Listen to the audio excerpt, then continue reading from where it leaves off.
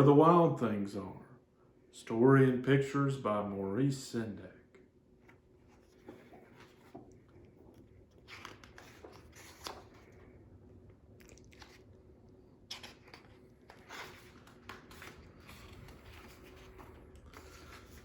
The night Max wore his wolf suit and made mischief of one kind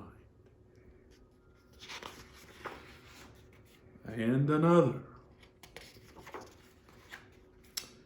His mother called him Wild Thing, and Max said, "I'll eat you up." So he was sent to bed without eating anything.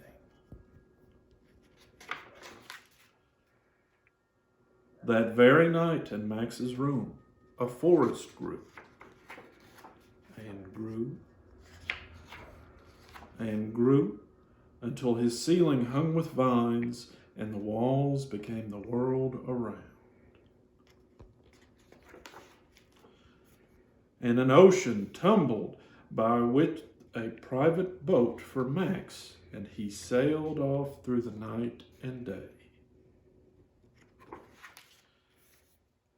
And in and out of weeks and almost over a year to where the wild things are. And when he came to the place where the wild things are, they roared their terrible roars and gnashed their terrible teeth and rolled their terrible eyes and showed their terrible claws. And Max said, "Be still," and tamed them with the magic trick of staring into all their yellow eyes without blinking once, and they were frightened and called him the most wild thing of all.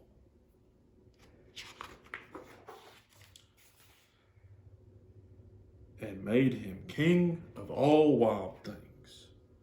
"And now," cried Max, "let the wild rumpus start."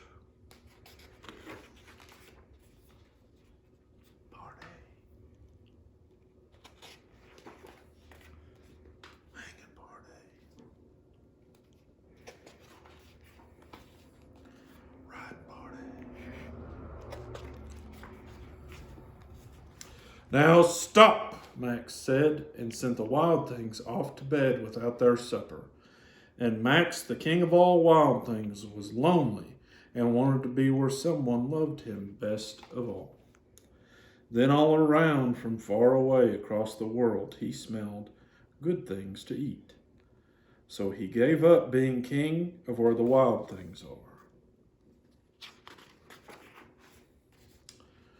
But the wild things cried, "Oh, please don't go. We'll eat you up. We love you so." And Max said, "No."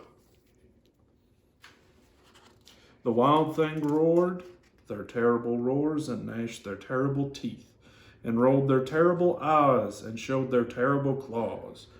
But Max stepped into his private boat and waved goodbye and sailed back over a year and in and out of weeks and through a day and into the night of his very own room where he found his supper waiting for him. And it was still hot.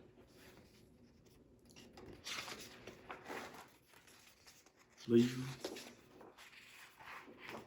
the end.